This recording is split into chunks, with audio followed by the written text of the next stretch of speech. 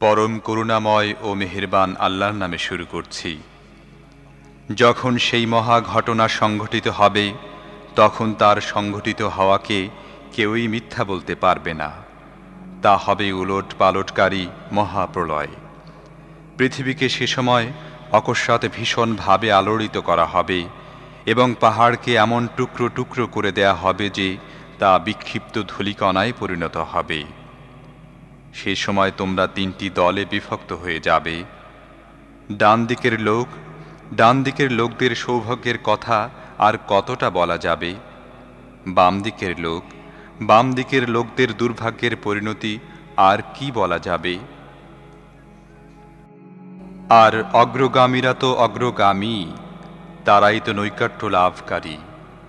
তারা নিয়ামতে ভরা জান্নাতে থাকবে।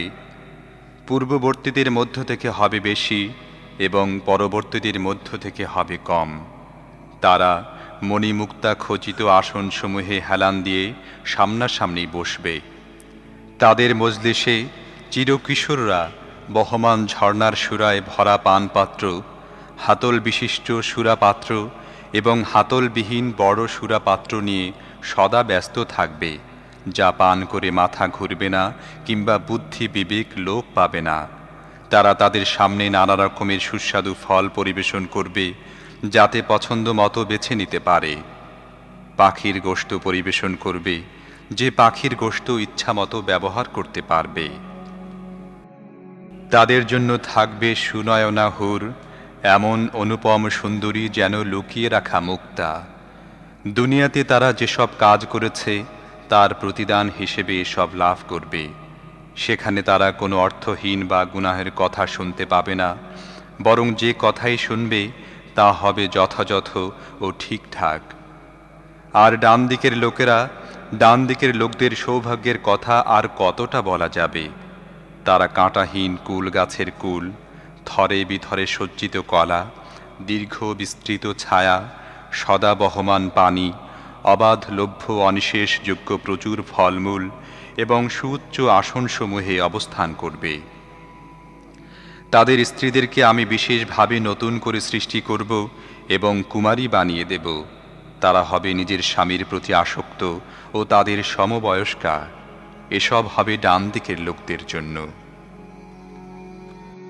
তাদের সংখ্যা পূর্ববর্তীদের মধ্য থেকেও হবে অনেক এবং পরবর্তীদের মধ্য থেকেও হবে অনেক। বাঁ দিকের লোকদের দুর্ভাগ্যের কথা আর কি বলা যাবে?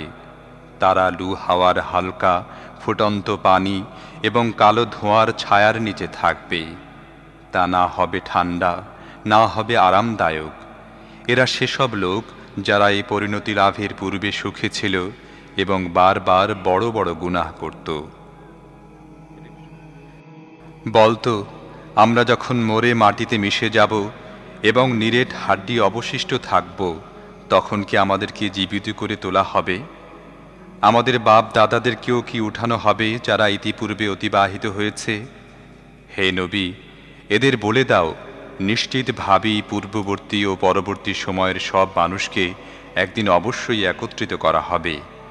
সেজন্য সময় নির্দিষ্ট করে রাখা হয়েছে। তারপর হে পথভ্রষ্ট ও অস্বীকারীরা, তোমাদেরকে জাক্কুম বৃক্ষজাত খাদ্য খেতে হবে।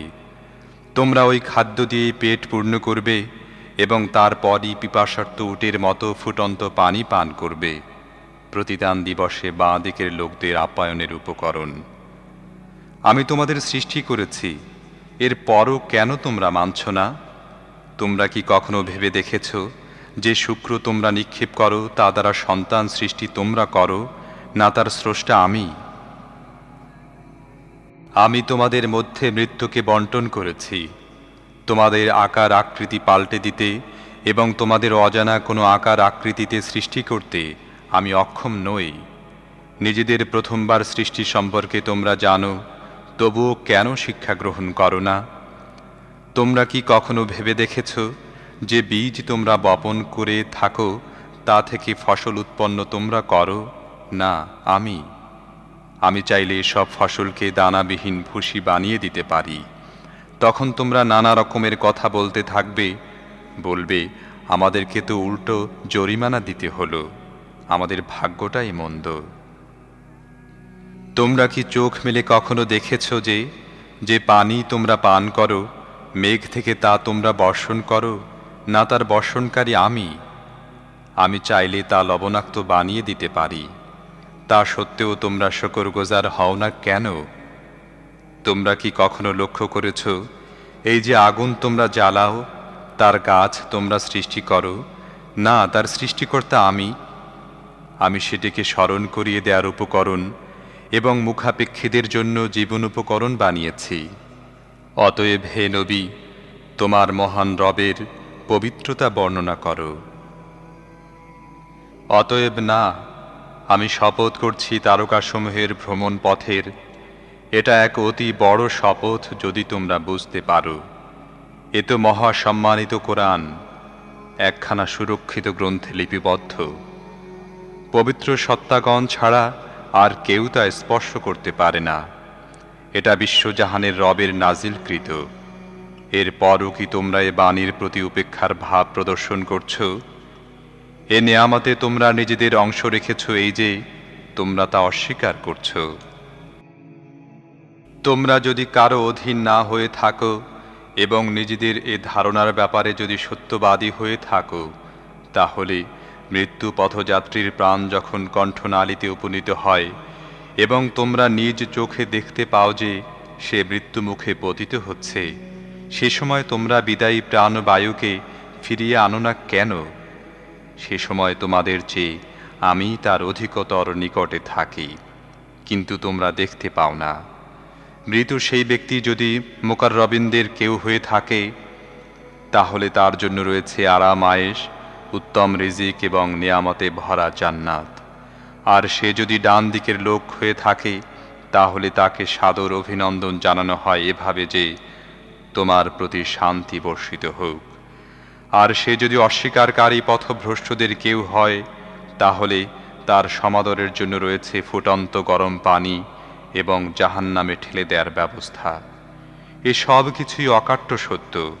অতএব হে নবী, আপনার মহান রবের নামের তসবিহ তথা পবিত্রতা ঘোষণা করুন।